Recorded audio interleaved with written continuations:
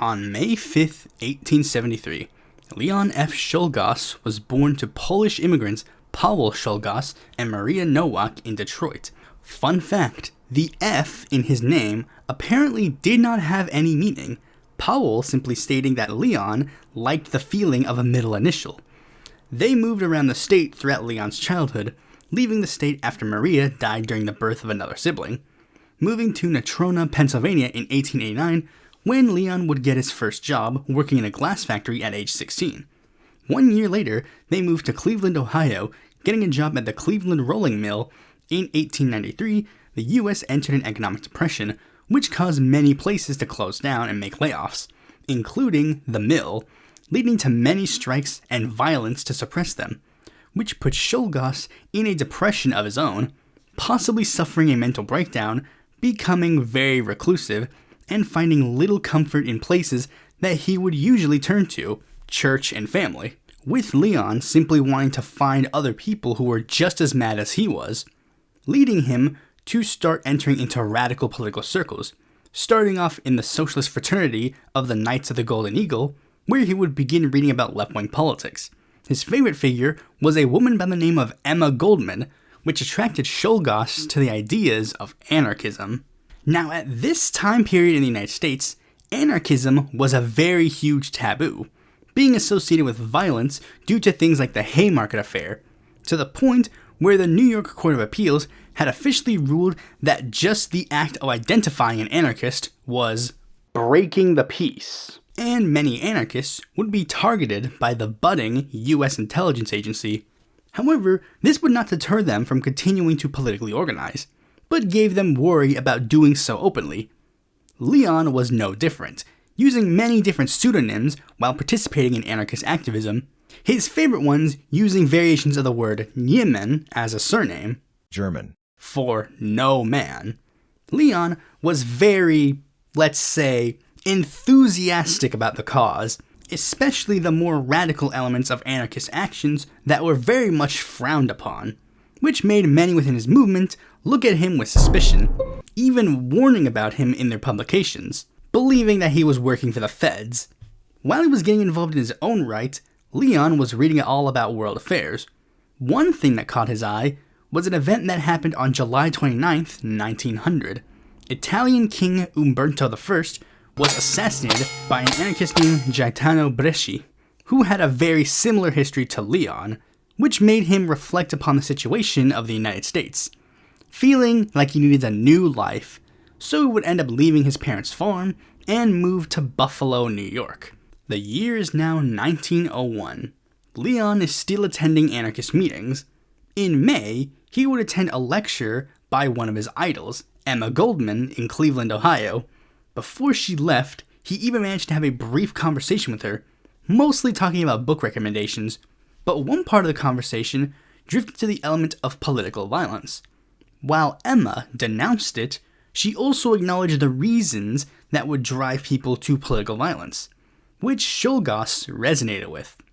And after the event, rather than going home, he would head to Canton, the place where President William McKinley had a second home, where he would walk around a park nearby McKinley's house.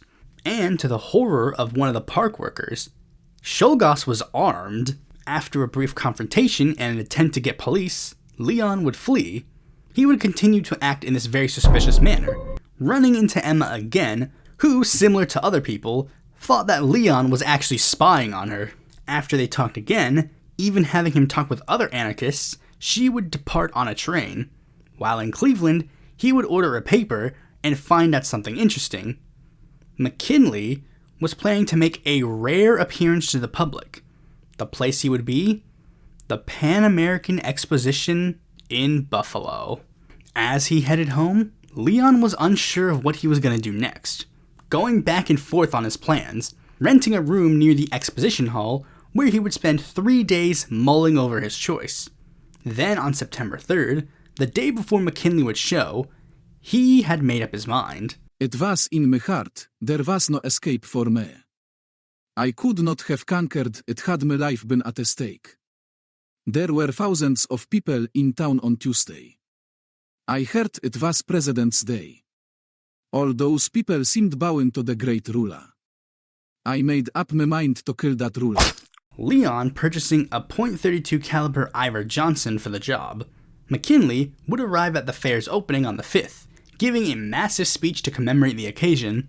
Leon was in the front row, listening to every word of his speech, contemplating just shooting him right then and there.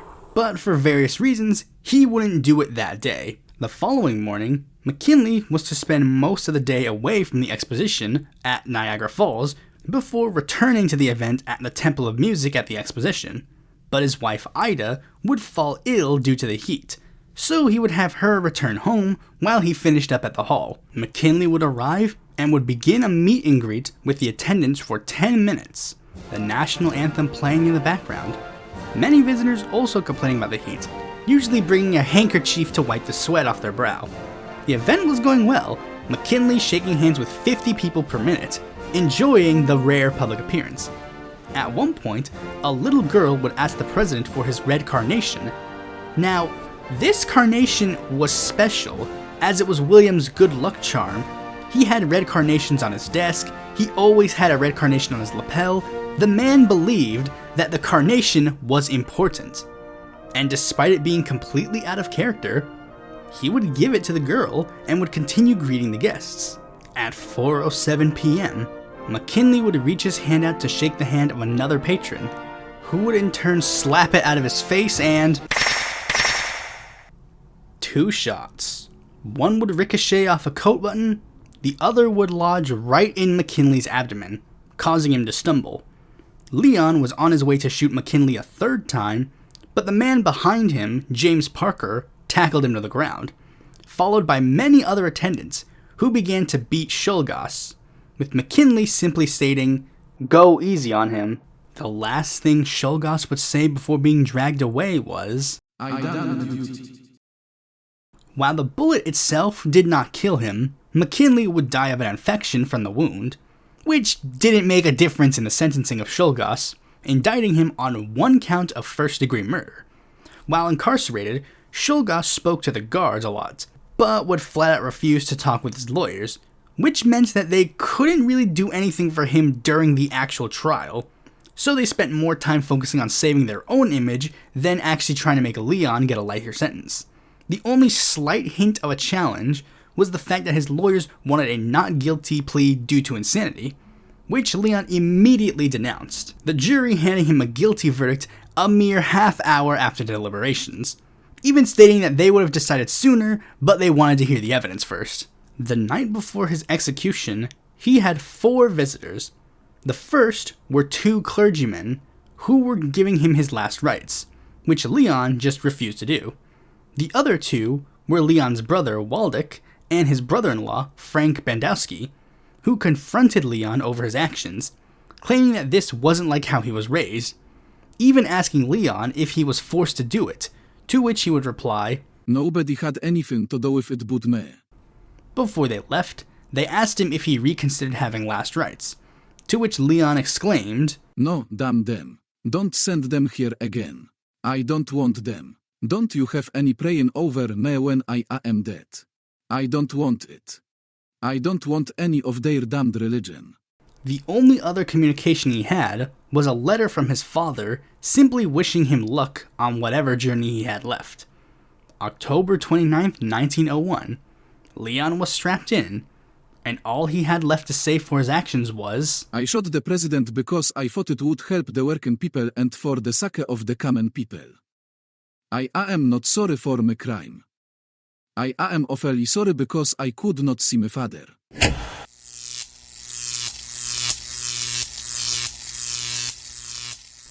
And that was that. Waldek asked for his brother's corpse, but he was denied over worries that he would be mobbed upon exiting the building. So Leon would end up being buried in the prison. But one form of solace came from the fact that the woman who had inspired him so much defended Leon relentlessly after his death, even as other anarchists were not so kind to his legacy. Leon Czolgosz is a very controversial yet seemingly unknown figure. When it comes to the notoriety of presidential assassins, he ranks 4th, which is very odd considering what Czolgosz did is very much comparable to what Booth and Oswald did. Of course, the actions were inevitably the same, but they were also very heavily inspired by radical politics. Politics that in some cases could have been avoided. And if we simply learn from the past mistakes that lead to events like this, maybe we can make a world where that doesn't have to happen in the future. But in order to do that, you'd have to probably teach the motivations behind Czolgosz. And I think there's a very obvious reason why people don't want to teach you that motive, and would rather stick to glorifying the stories of other, more flashy assassinations. Thanks for watching this video. Be sure to like, comment, share, subscribe, and click the bell to know when a future video of mine comes out. And if you want to see more content from me, consider supporting me on Patreon.